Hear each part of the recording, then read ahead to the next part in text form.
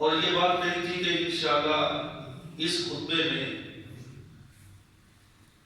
جو ہمارے معاشرے کے اندر معروف ہیں، جنگ جبل، جنگ صفین، اس حوالے سے تھوڑی سی بات کی جائے گی اس مختصر سے وقت میں۔ لیکن بھائیوں، میں نے یہ پہلے بھی بات کہی تھی پچھلے خطبے کے اندر، اور آج پھر یہ بات کہتا ہوں کہ یہ تقریباً 100% یہ تاریخی واقعات ہیں، اور ان تاریخی واقعات کو ہم اپنا اسلام اور کفر سمجھ لیں، یہ ہماری بہت بڑی غلط فہمی ہے۔ اور ہمارے معاشرے میں لوگوں نے اسی تاریخی واقعات کو اسلام اور کفر کی جنگ بنا دیا ہے۔ اور یہ تو بات آپ نے سنی ہوگی، بڑی مشہور ہے کہ اسلام زندہ ہوتا ہے ہر کربلا کے بعد۔ کتنا بڑا جھوٹ بولا جاتا ہے، اور کس قدر جہالت لگی ہے کہ کربلا کے بعد کہتے اسلام زندہ ہوتا ہے، اس سے پہلے اسلام نہیں تھا۔ ہاں، یہ بات الگ ہے کہ سیدنا امام حسن، امام حسین رضی اللہ تعالی عنہما جنت کے شہزادے ہیں، اور ان کے ساتھ ظلم ہوا، زیادتی ہوئی اور بہت کچھ ہوا، لیکن ہم اس کو اسلام کہیں کہ اس کے بعد اسلام شروع ہوا، اس سے پہلے اسلام نہیں تھا، تو اس کا مطلب تو پھر صاف واضح ہے کہ نعوذ باللہ علی رضی اللہ عنہ کے زمانے میں بھی اسلام نہیں تھا، عثمان کے زمانے میں بھی اسلام نہیں تھا، عمر کے زمانے میں بھی اسلام نہیں تھا، ابوبکر کے زمانے میں بھی اسلام نہیں تھا، پیارے پیغمبر کے زمانے میں بھی اسلام نہیں ہے۔ اگر اسلام زندہ کربلا کے بعد ہوا ہے تو پہلے تو اسلام پھر مرا ہوا تھا۔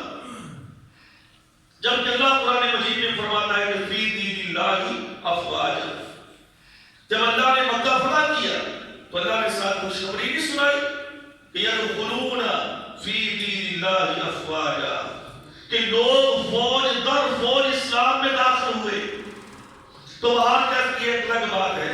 تو میں عرض یہ کرنا چاہتا ہوں کہ ہم ان جنگوں کو، ہم ان حادثات کو، اور عام لفظوں میں کہ ہم ان سازشوں کو، ہم ان کو سازشیں کہتے ہیں۔ اور آج میں انشاءاللہ یہ بات ثابت کرنا چاہتا ہوں کہ یہ اسلام کے اندر ایک بہت بڑی گھناؤنی سازش تھی کہ جس کی وجہ سے مسلمانوں کے اندر یہ فتنہ اور فساد برپا ہوا، اور مسلمانوں کا خون بہا، مسلمانوں کا نقصان ہوا، اور اس نقصان کو دیکھ کر کافر محظوظ ہوئے اور وہ خوشیاں کرتے رہے اور مسلمان آپس میں لڑتے رہے۔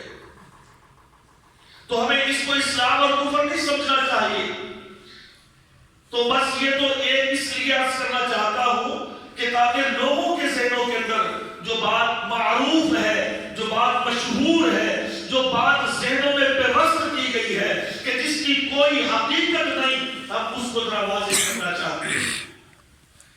اور اس قدر افسوس کی بات ہے، ہمارے اسکول کے نصابوں کے اندر ایف اے اور ایم اے اسلامیات کی تمام بکس کے اندر جتنے بھی یہ واقعات ہیں تمام کے تمام تاریخی ہیں، اور جس کی ایک بھی صحیح سند نہیں ہے، اور ہماری آنے والی ساری نئی جنریشن کو، نئے مسلمانوں کو جو ابھی پروان چڑھ رہے ہیں، ان کو یہی پڑھایا جاتا ہے کہ نعوذ باللہ صحابہ کا آپس میں یوں بغض تھا، عداوت تھی، نفرت تھی، حالانکہ ایسی کوئی بات نہیں ہے۔ جب قرآن ہمیں یہ بتلاتا ہے کہ اشداء علی الکفار رحماء بینہم، کہ آپس کے اندر وہ رحم دل تھے، آپس میں شیر و شکر تھے، آپس میں جانیں قربان کرنے والے تھے ایک دوسرے پر، آپس میں وہ ایک دوسرے کے ساتھ مواخات کے اندر سب سے ایک اعلیٰ مثال بنے ہوئے تھے، تو پھر ہم کیوں ان کو آپس کے اندر دو حصوں میں تقسیم کریں،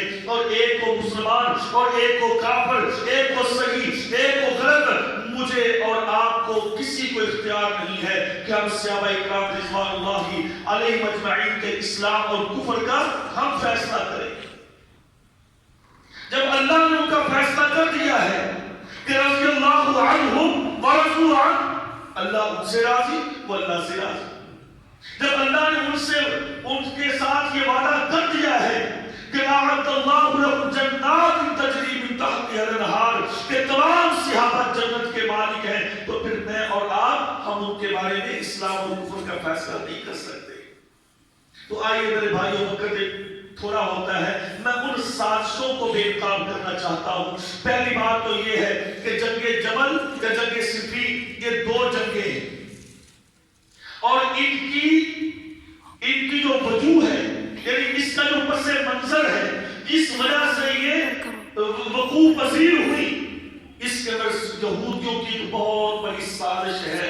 میں نے پہلے بھی عرض کیا تھا کہ عبداللہ بن سبا یہ کون تھا، کہاں سے آیا تھا، اور کیسے اسلام کا نبادہ ہو رہا اور مسلمانوں کے اندر داخل ہوا، اور تاریخ بتاتی ہے کہ یہ فجر کی نماز سب سے پہلے آ جاتا تھا۔ لوگ ابھی گھروں میں سوئے ہوتے تھے، ابھی لوگ اپنے گھروں میں ہوتے تھے، یہ اذان سے پہلے ہی مسجد میں آ جاتا تھا، اور رات عشاء کی نماز کے بعد بیٹھا رہتا مسجد میں، ذکر اذکار تلاوتیں، سارے لوگ اپنے اپنے گھروں میں چلے جاتے، کہ سب سے آخر میں اٹھ کے جاتا۔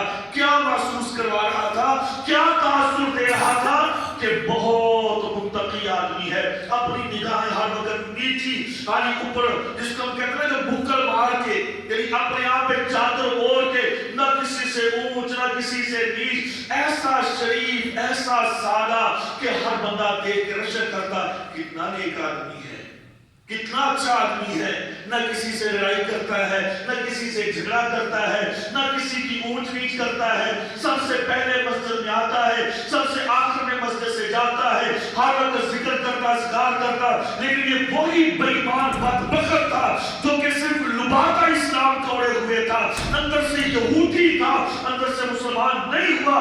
مسلمانوں کو آپس میں اس بدبخت نے لڑایا، اور ایجنڈا کیا تھا؟ وہی بات، اہل بیت۔ ایجنڈا اس کا کیا تھا؟ اہل بیت، کہ نبی کا خاندان، نبی کی بیٹی فاطمہ رضی اللہ تعالی عنہ، باقی بیٹیوں کو منہا کر دیا، سید کر دیا، ان کو حذف کر دیا، ان کا کوئی نام نہیں۔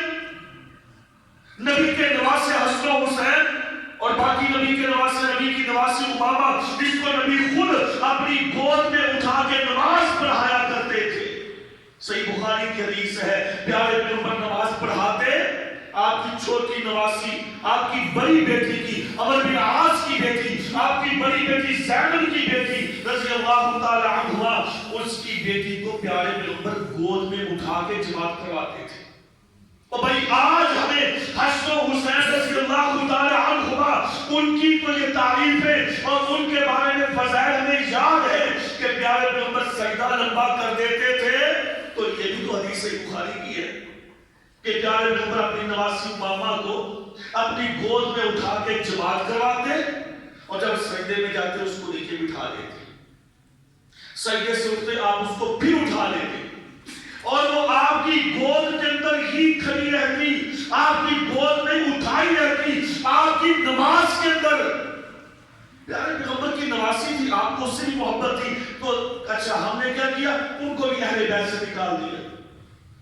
اگر نواسوں کے حساب سے، نواسوں کے حساب سے اہل بیت ہے، تو پھر یہ بھی آپ کی نواسی ہے، اس کو اہل بیت میں شامل کیوں نہیں کیا گیا؟ باہر کہتے کے باتیں پہلے کچھ ہو چکی ہیں۔ عرض کرنے کا مقصد یہ ہے، اس بے ایمان یہودی نے، عبداللہ بن سبا نے یہودیت کا یہ اندر اس کو باطن کر کے اسلام کا نبادہ موڑ کے مسلمانوں کے اندر اس نے یہ سازشیں کرنا شروع کی عثمان رضی اللہ تعالیٰ عنہ کے بارے میں، اور اس کے بعد لوگ اس کے تقوی سے بڑے متاثر ہوئے۔ اچھا باہر کر، اب اگلی بات یہ ہے، سیدنا عثمان شہید ہو گئے رضی اللہ تعالیٰ عنہ، جن کا ذکر ہو گیا۔ اب علی رضی اللہ تعالیٰ عنہ، ان کا دور خلافت شروع ہو گیا، اور ہر طرف سازشیں ہی سازشیں۔ اب انہوں نے کیا کیا؟ انہی یہودیوں نے اور انہی کی سازشوں نے اب سر اٹھانا شروع کیا، چونکہ ان لوگوں نے جب مدینے کا محاصرہ کیا، سیدنا عثمان کو شہید کیا رضی اللہ تعالی عنہ کو، اور انہوں نے پھر سیدنا علی رضی اللہ تعالی عنہ کو کہا کہ آپ خلافت کا اعلان کریں۔ اٹھا کے دیکھیے تاریخ کو، سیدنا علی نے کہا کہ میں اس کا اعلان نہیں کروں گا، میں ایسے اعلان نہیں کروں گا۔ انہوں نے کہا کہ آپ کو اعلان کرنا پڑے گا، اور اس کے بعد جب علی رضی اللہ تعالی عنہ نے باقی صحابہ سے مشورہ کیا تو صحابہ اکرام نے یہی کہا کہ آپ اس کے مستحق ہیں اور آپ کی ذمہ داری بنتی ہے کہ آپ خلافت کا اعلان کریں، آپ آئیے۔ سیدنا علی رضی اللہ تعالی عنہ فجر کی نماز کے بعد مسجد نبوی کے اندر بیٹھے ہوئے ہیں، لوگوں نے کہا کہ علی آپ اس چیز کے اہل ہیں، آپ اس چیز کے حقدار ہیں، اپنے ہاتھ کو آگے بڑھائیے کیونکہ اس وقت ہمیں نظر کوئی نہیں آتا آپ کے علاوہ۔ تو لہٰذا علی رضی اللہ عنہ نے اپنا ہاتھ آگے کیا، لوگوں نے بیعت کرنا شروع کی۔ طلحہ زبیر رضی اللہ تعالی عنہما اور دیگر بڑے بڑے صحابی جتنے بھی وہاں پر موجود تھے تمام نے ان کی بیعت کی، باضابطہ، بغیر کسی تعامل کے، بغیر کسی اختلاف کے ان کو مسلمانوں کا خلیفہ نامزد کر دیا گیا۔ اور جب مسلمانوں کا خلیفہ نامزد کر دیا گیا، لیکن بھائیو یہاں سے بات شروع ہوتی ہے کہ علی رضی اللہ تعالیٰ عنہ کے گرد یہ 27-28 ہزار وہی لوگ جمع رہے، وہی لوگ جنہوں نے مدینے کا محاصرہ کیا ہوا تھا، یہی عراقی کوفی اور یہی مصری بےایمان عبداللہ بن سازش کا، عبداللہ بن سبا کی سازشی، یہی سارے کے سارے آپ کے ارد گرد رہے۔ اور علی رضی اللہ تعالیٰ عنہ، میں صاف بات کہتا ہوں، دیکھیں میں نے پہلے یہ بات کی کہ علی رضی اللہ عنہ کے بارے میں جو آدمی بغض رکھے گا مسلمان نہیں ہو سکتا، جو ان کے بارے میں برا سوچے گا ایمان اس کے اندر نہیں ہے۔ اللہ نے ان کو ایک مقام دیا ہے، ان کو ایک عزت دی ہے، ان کو ایک وقار دیا ہے، اور اللہ نے ان کو پیارے پیغمبر کی نبوت سے جنت کی بشارتیں دی ہیں۔ علی رضی اللہ تعالیٰ عنہ مجبور ہوئے، آپ مجبور ہوئے کہ آپ کے ارد گرد جو گھیرا تھا وہ انہی بے ایمان سازشوں کا تھا کہ انہوں نے ان کو مجبور کیا اپنی مرضی کے مطابق فیصلے کرنے پر۔ کیسے مجبور کیا؟ سب سے پہلا کام انہوں نے کیا کروایا؟ سب سے پہلا کام یہ کروایا کہ علی رضی اللہ عنہ سے کہا کہ جتنے بھی عثمان کے لگے ہوئے گورنر ہیں سب کو معزول کر دو، اور علی رضی اللہ عنہ سے کام کروایا انہوں نے، چونکہ علی رضی اللہ عنہ کی ایک اپنی سوچ تھی جو مثبت سوچ تھی۔ ان کی سوچ یہ تھی کہ کسی نہ کسی طرح اس مدینے کے حالات کو کنٹرول کر لیا جائے اور امن کو بحال کیا جائے، کیونکہ ایک سازش اور فتنوں کا ایک نام ابھر رہا تھا، اس کو بند کر دیا جائے۔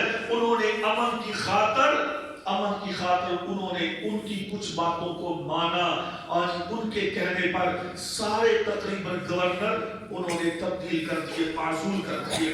اس وجہ سے ان بدبختوں نے یہ کہا کہ ان کو سیدنا عثمان نے مقرر کیا تھا، اور ہم نہیں چاہتے کہ اب علی رضی اللہ عنہ کی خلافت میں سیدنا عثمان کے گورنر اسی طرح کام کرتے رہے۔ اور یہ پیغام کئی گورنروں کو ملا اور کئی گورنر معزول ہو گئے، ان کی جگہ پہ نئے گورنر چلے گئے، اور چلتے چلتے یہ پیغام عمر بن عاص کے پاس بھی آیا۔ عمر بن عاص وہ عظیم صحابی ہے جنہوں نے مصر کو فتح کیا تھا، اور یہ وہ عظیم مصر تھا کہ جس کے اندر بہت بڑی طاقت تھی عیسائیوں کی، اور عمر بن عاص نے اس مصر کو فتح کیا تھا اور اس کے یہ گورنر تھے، اور ان کو بھی معزول کر دیا گیا۔ ابو موسیٰ اشعری کو معزول کر دیا گیا، بڑے بڑے عظیم صحابی۔ ابو موسیٰ اشعری کو معزول کر کے مدینہ واپس بلا لیا، عمر بن عاص کو معزول کر دیا، اور خط امیر معاویہ تک بھی پہنچا، امیر معاویہ کو بھی معزول کر دیا۔ ابھی یہاں پہ آگے بات بنی، امیر معاویہ نے کہا میں معزول نہیں ہوتا۔ کیوں؟ بات یہاں سے ہے کہ یہ ساری بات کو سمجھ چکے تھے کہ اس وقت جو حالات ہیں، اور سب سے بڑا جو ان بلوائیوں کا، ان سبائیوں کا ٹارگٹ تھا وہ امیر معاویہ ہی تھے رضی اللہ تعالیٰ عنہ۔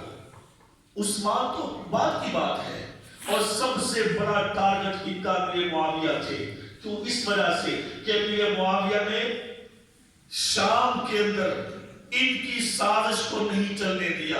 جب عبداللہ بن سبا سیدنا عثمان کے دور میں عراق سے، مصر سے، اور پھر آگے جب شام پہنچا، اور جب اس نے بدبخت نے وہاں پہ جا کے اپنی سازشوں کے جال بنانا شروع کیے، تو امیر معاویہ نے فوری طور پہ اس کو اپنے علاقے سے نکل جانے کا حکم دیا کہ تو مجھے اب جہاں پہ نظر نہیں آنا چاہیے، ورنہ تجھے میں قتل کر دوں گا، تیرا سر اتار دوں گا۔ یہ آدمی وہاں سے پھر بھاگ آیا، اور ان کو اب یہ تکلیف تھی کہ ہماری سازش امیر معاویہ نے روکی ہے، لہٰذا ہم اس کے خلاف جنگ لڑیں گے. اور باقاعدہ یہ 27-28 ہزار کے قریب جتنے یہ بلوائی تھے سبائی، اب انہوں نے یہ منصوبہ بنایا کہ کسی نہ کسی طریقے سے امیر معاویہ کے خلاف علی کو کھڑا کیا جائے تاکہ ہم اپنی بے عزتی کا بدلہ لے سکیں. اور یہ سوچ تھی ان بدبختوں کی، اور یہی وہ یہودی تھے کہ جنہوں نے سیدنا امیر معاویہ کے خلاف ایک بڑی بغاوت لیکن بذریعہ اسلام، بذریعہ سیدنا علی رضی اللہ تعالیٰ عنہ کے لیے کام کیا. اب انہوں نے یہ سازش کی اور علی رضی اللہ عنہ کہا دیکھو جی امیر معاویہ نے آپ کی بغاوت کر دی ہے، انہوں نے آپ کی خلافت کا انکار کر دیا ہے.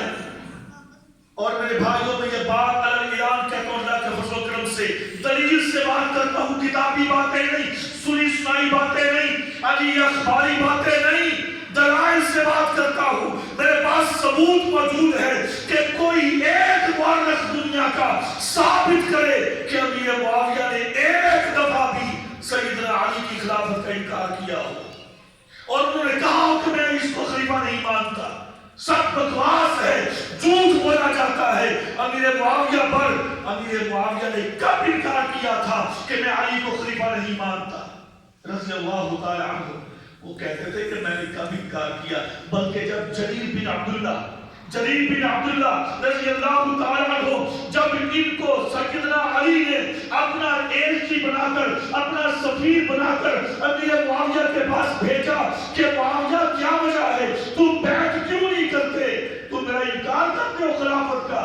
تو امیر معاویہ نے کیا جواب دیا تھا جریر بن عبداللہ کو رضی اللہ عنہ کو؟ کہا جریر جا کر بتلا دو سیدنا علی کو کہ علی مجھ سے بہتر ہے، علی مجھ سے زیادہ حقدار ہے کہ ان کی خلافت ہو، ان کی بیعت کی جائے. اور میں اپنے ذہنوں، اپنی عقل و دانش کے ساتھ یہ بات اعلان کہتا ہوں کہ میں اس وقت روئے زمین پر علی سے زیادہ خلافت کا حقدار کسی کو نہیں دیکھتا. لیکن بس ایک میرا مطالبہ ہے، ایک مطالبہ ہے کہ مجھے قصاص عثمان چاہیے، جنہوں نے سیدنا عثمان مسلمانوں کا خلیفہ، داماد رسول اور اتنا عظیم آدمی جنہوں نے ان کو شہید کیا ہے، بس مجھے وہ قاتل چاہیے.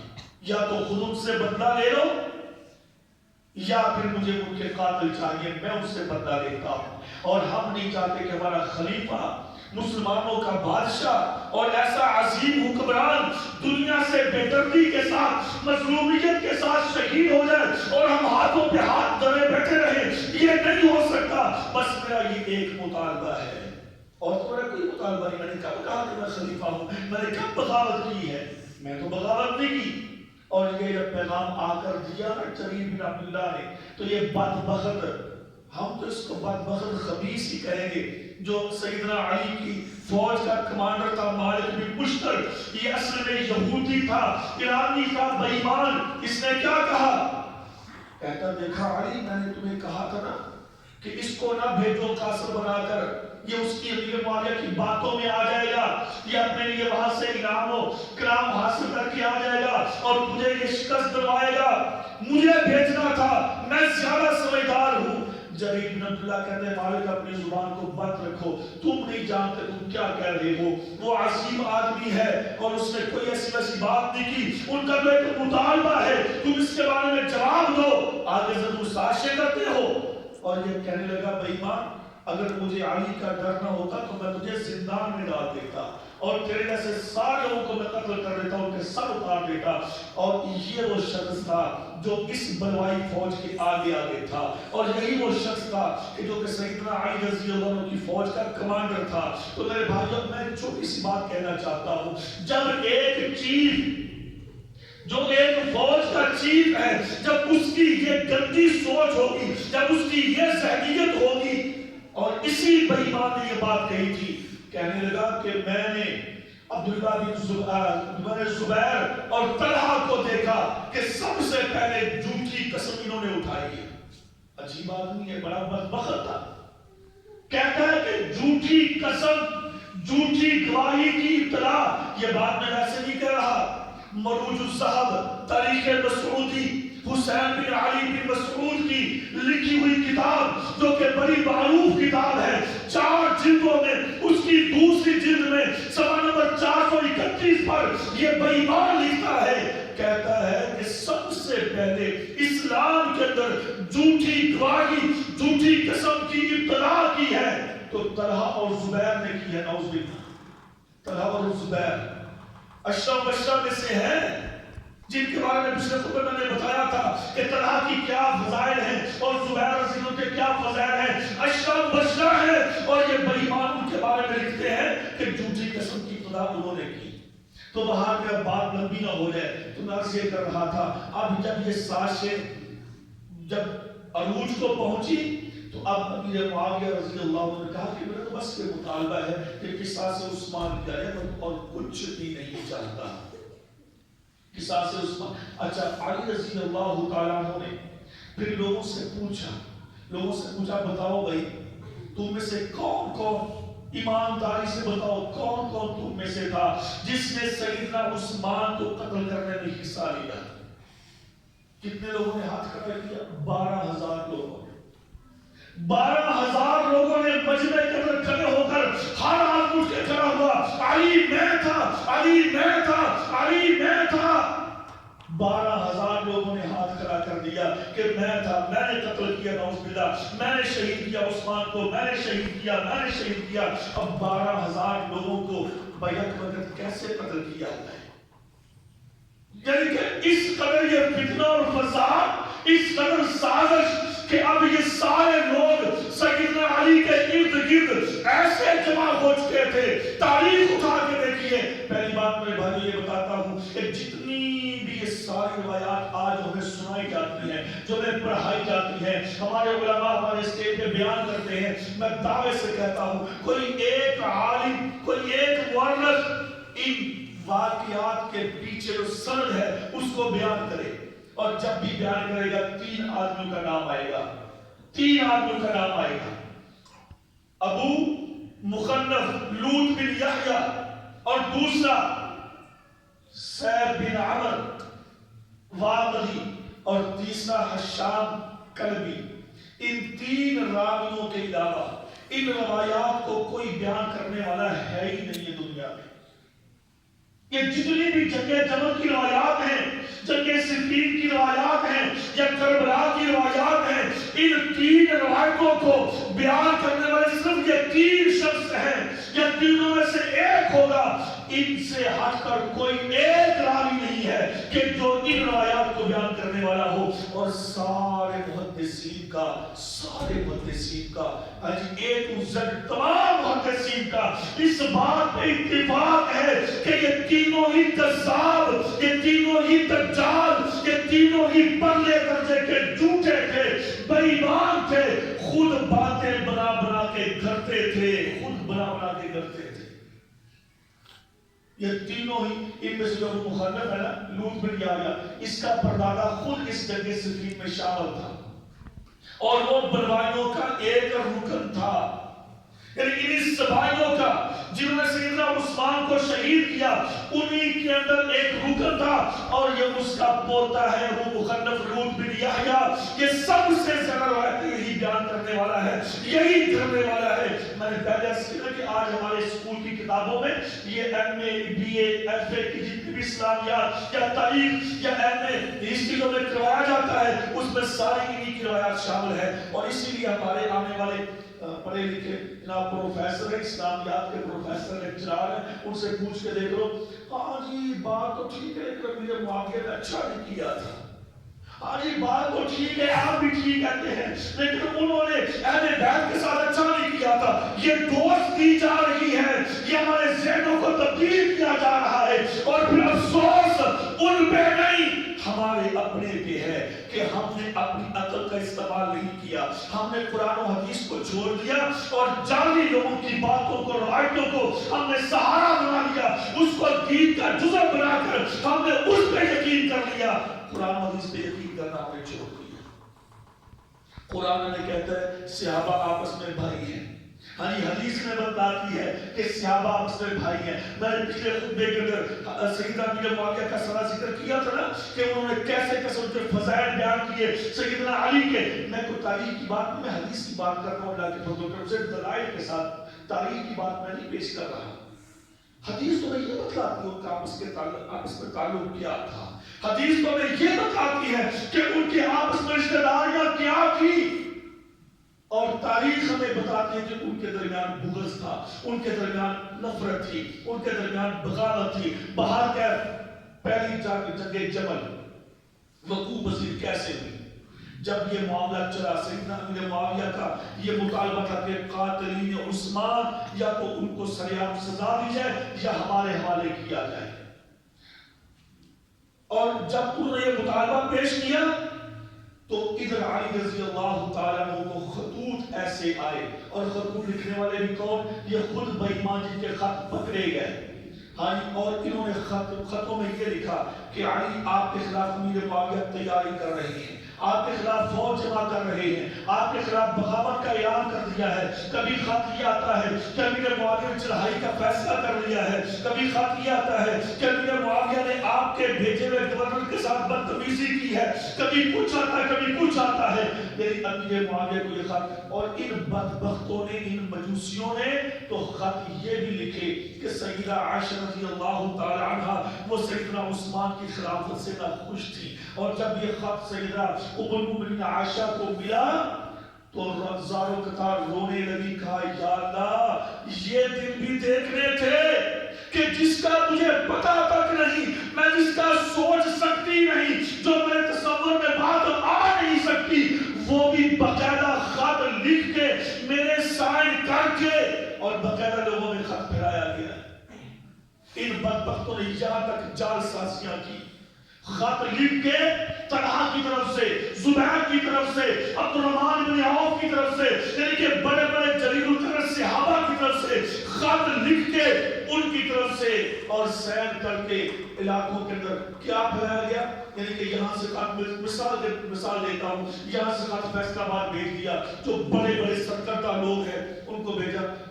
بھئی آپ تو اچھے لوگ ہیں، تمہارے علاقے میں اسلام ہے، تمہارے علاقے میں اذان ہوتی ہے، جماعت ہوتی ہے، انصاف ہے، ہم تو بس مارے گئے. ادھر تو بس ہمارے جو گورنر ہیں وہ تو شرابی ہیں، وہ تو عورتوں کے پیچھے ہیں، وہ تو بے نماز ہو گئے ہیں، وہ تو صبح اٹھتے نہیں ہیں. اچھا، اب فیصل آباد سے خط کمالیہ میں آ گیا، اس میں بھی یہی کچھ لکھا ہوا ہے.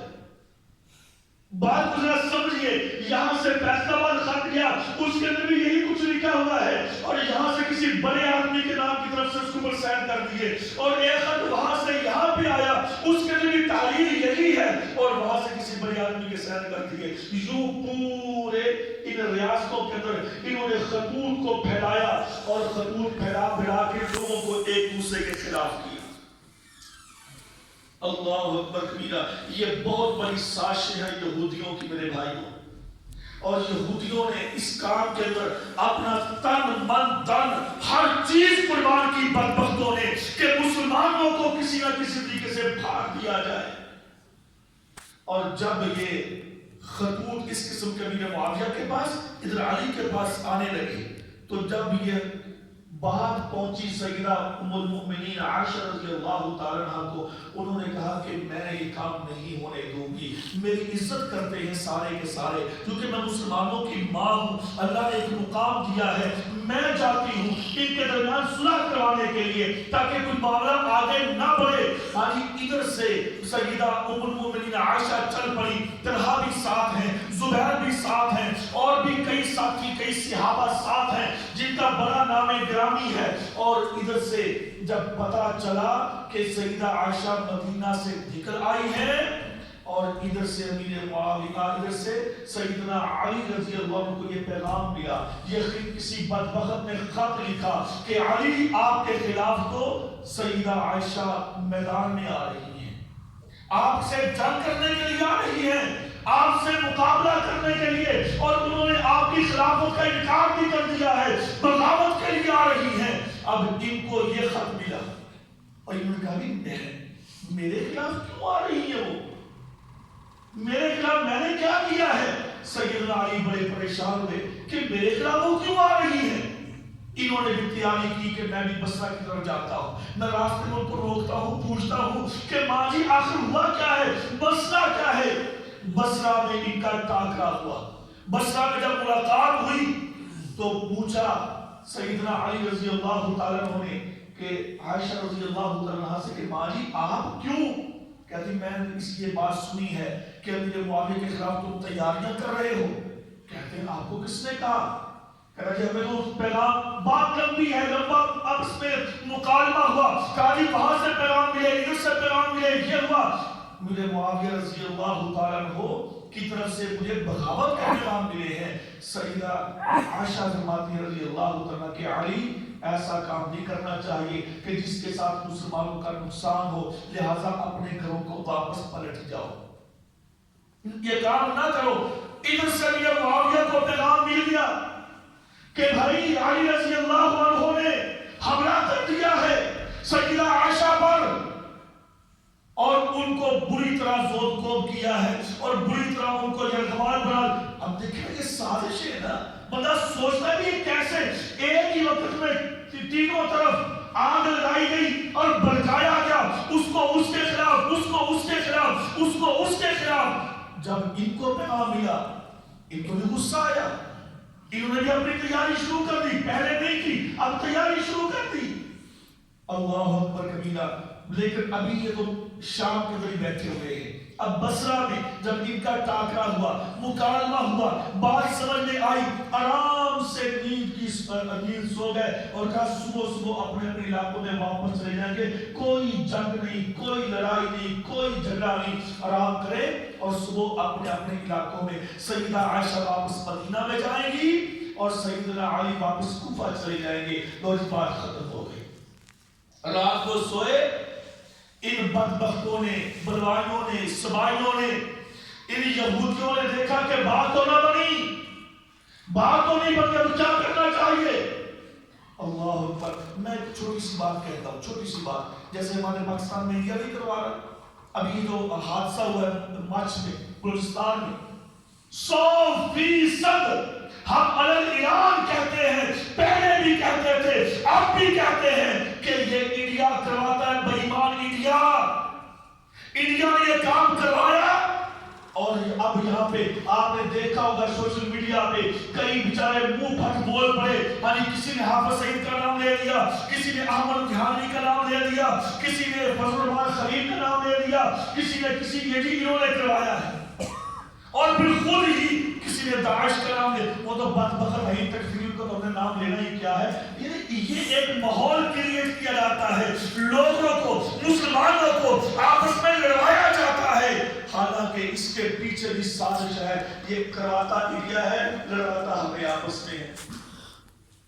اور ایسے پہلا واقعہ تھوڑا ہوا ہے، ہزاروں واقعات ہوتے ہیں۔ تو بہار کر جب یہ مسئلہ حل ہو گیا، رات کو سو گئے، اب صبح کو واپس اپنے اپنے علاقوں میں جانا ہے، رات کو یہ بلوائی اٹھے بے ایمان یہودی، انہوں نے عائشہ رضی اللہ تعالیٰ عنہ کے خیموں سے تیر اندازی کی اور ادھر سیدنا علی کے خیموں پر تیر پھینکے، اور کچھ لوگوں نے ادھر سے تیر ادھر پھینک دیے۔ جب 2-4 کو لگے زخمی ہوئے، کیا ہوا کیا ہوا؟ دیکھو جی ہم سے وعدہ ہوا تھا، غداری کر دی، بغاوت کر دی، انہوں نے تیر پھینکے ہیں، اچھا انہوں نے پھینکے، ہمارے بھی تیر لگے ہیں، بس دوبارہ پھر یہ جنگ شروع ہو گئی۔ آرام سے سو گئے، طے ہو گیا صبح اپنے گھروں میں واپس جائیں گے، کوئی لڑائی نہیں، کسی کو گالی گلوچ نہیں، بات چیت کے ساتھ بات ساری ختم ہو گئی۔ لیکن یہ سازش کر کے رات کو دونوں طرف تیر پھینک کر دوبارہ پھر ان کو لڑایا گیا اور مسلمانوں کا نقصان ہوا۔ اور اسی جنگ میں میں نے پچھلے خطبے میں عرض کیا تھا کہ 2 عظیم صحابی دنیا سے رخصت ہو گئے، شہید ہو گئے، سیدنا طلحہ اور سیدنا زبیر رضی اللہ تعالیٰ عنہ اسی جنگ میں شہید ہوئے۔ اور یہ کن کے ساتھ ہے؟ سیدنا فاطمہ عائشہ رضی اللہ تعالیٰ عنہ کے ساتھ آئے تھے صلح کروانے کے لیے۔ علی خان کا درمیان میں وہ اس کی نظر ہو گئے، اور شہید کنہوں نے کیا؟ جو سیدنا علی رضی اللہ عنہ کے ساتھ فوجی تھے انہوں نے۔ اب کیا کہیں کہ ہم نے سیدنا علی نے نوز میں شہید کیا ان کو؟ نہیں۔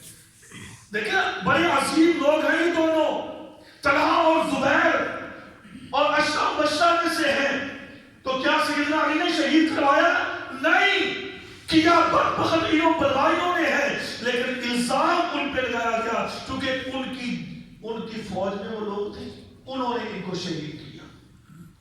تو اس لیے میرے بھائیوں یہ سازش، اچھا پھر اس کے بعد جب یہ کافی نقصان ہو گیا تو سیدہ عائشہ فرماتی ہیں کہ علی تم نے ہمارے ساتھ دھوکہ کیا، تم نے کہا تھا کہ ہم صلح کرتے ہیں، تم نے تیرے راضی پھر ہمارے اوپر کیوں کی؟ سیدنا علی کہتے ہیں کہ ماں جی اللہ کی قسم پتا مجھے بھی نہیں ہے یہ کیا مسئلہ ہوا ہے، مجھے بھی اس کا علم نہیں، ہم تو رات بات چیت کر کے لیتے ہیں کہ صبح کو گھروں کو واپس پلٹیں گے اور ہمارے اوپر بھی تیر اندازی کی گئی ہے۔ تو یہاں پر دوبارہ پھر سیدہ عائشہ نے فرمایا تھا کہ اس بات کو سمجھو، سازش کو بیکار کرو اور قاتلین عثمان کا بدلہ لے لو، ورنہ یہ لوگ مسلمانوں کے اندر یوں ہی دراڑیں ڈالتے رہیں گے۔ تو باہر کر اس کے بعد سیدہ عائشہ واپس پلٹ آئی مدینہ میں اور ساتھ ہی شہید ہو گئے۔ تو امیر معاویہ رضی اللہ تعالیٰ عنہ نے کہا اب تو معاملہ اور بڑھ گیا ہے، پہلے تو مسئلہ صرف سیدنا عثمان کا تھا، اب سیدنا علی نے ام المومنین کی بھی توہین کی ہے، حالانکہ کوئی توہین نہیں کی، بالکل توہین نہیں، عزت اور احترام کے ساتھ ان کو واپس مدینہ پہنچایا ہے، لیکن باتیں یوں پھیلائی گئی، حالات یہ بنا دیے گئے، معاملہ ایسا الجھ گیا آپس کے اندر، اور یہودی دیکھ کے بڑے خوش ہو رہے تھے کہ واہ واہ کیا بات ہے، مسلمان آپس میں لڑ رہے، اور یہی وہ چاہتے تھے، اور یہ کام انہوں نے کروا دیا۔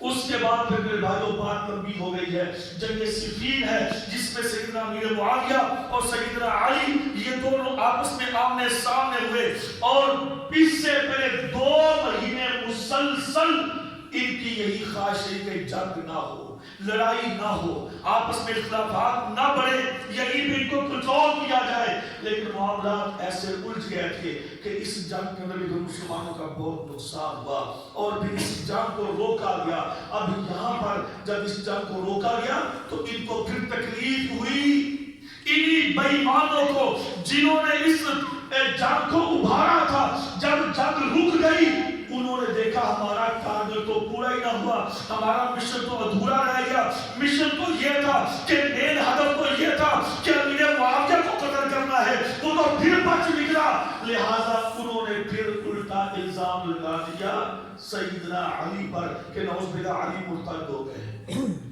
جب ان کا مشن ناکام ہو گیا، جب اپنے مشن کے اندر وہ ناکام رہے اور اپنا ٹارگٹ وہ نہ اس کو وہ پورا نہ کر سکے، تو اب الٹا الزام امیر معاویہ پر، سیدنا علی پر کہ علی تو نعوذ باللہ مرتد ہو گئے، علی تو کافر ہو گئے، نعوذ باللہ، علی اس نے قرآن کی بات کو نہیں مانا، علی پھر وہ بات سنی نا، مشہور ہے نا کہ نیزوں پہ قرآن لے کے آ گئے، اللہ کی قسم سب جھوٹ ہے۔ میں نے پہلے کہا کہ ہمیں کتابی باتیں پڑھائی گئی ہے جس کی کوئی دلیل نہیں۔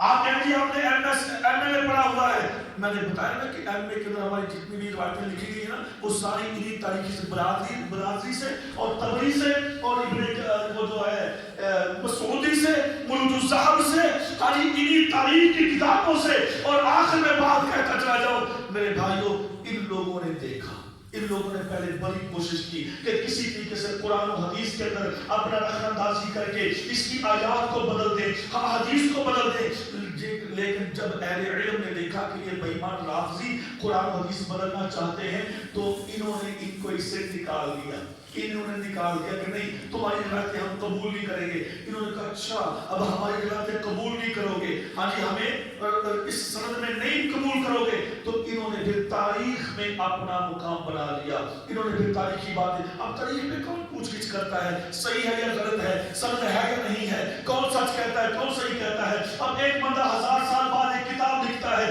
کہ جی فلاں دور میں یہ ہوا تھا، میں تجھے کس نے بتایا کیسے ہوا تھا، بس اس نے اپنے ذہن کے اندر اپنے مائنڈ کے ساتھ ایک بات لکھ لی، ہم نے اس کو تسلیم کر لیا، یہ ہے تاریخ۔ اور ہمیں تاریخ ایسی پڑھائی جاتی ہے جو کہ خود ذہن کے اندر اختراع کی گئی ہے، جو کہ خود گڑی گئی ہے، اس لیے ہمیں تاریخی باتوں پہ کوئی توجہ دینے کی ضرورت نہیں ہے، اور ہمارے نصاب کی کتابوں میں سب تاریخی واقعات ہیں، حدیث کی کوئی بات نہیں ہے۔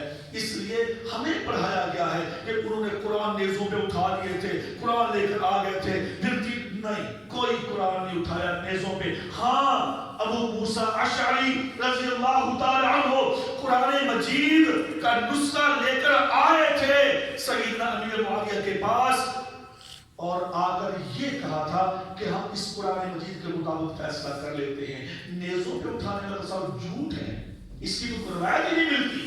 انہوں نے کہا ہاں قرآن مجید پر ہمارا فیصلہ ہے، ہم اس پہ اتفاق کرتے ہیں، جو یہ فیصلہ کرے گا ہم اس کو مانیں گے۔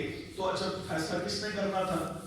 اب یہاں سے چلا بات ہم اگلے خطبے میں شروع کریں گے، یہ لمبی بات ہے، تو اللہ تعالیٰ سمجھنے کی عمل کی توفیق دے۔ میں پھر دوبارہ یہ بات کروں گا، ان سازشوں کو صرف بےنقاب کرنے کا مقصد یہ ہے ہمیں حقائق کا پتہ چل سکے اور ہم ان کو اسلام اور کفر کی جنگ نہ سمجھیں۔ آپس میں ایک فتنہ تھا، فساد تھا، جو کہ بیرونی سازشوں کی کارستانی تھی اور مسلمان اس کی بھیڑ چڑھ گئے تھے۔ اللہ ہم تمام مسلمانوں کو ایسی سازشوں سے محفوظ فرمائے۔ وما علیہ الا البلاغ۔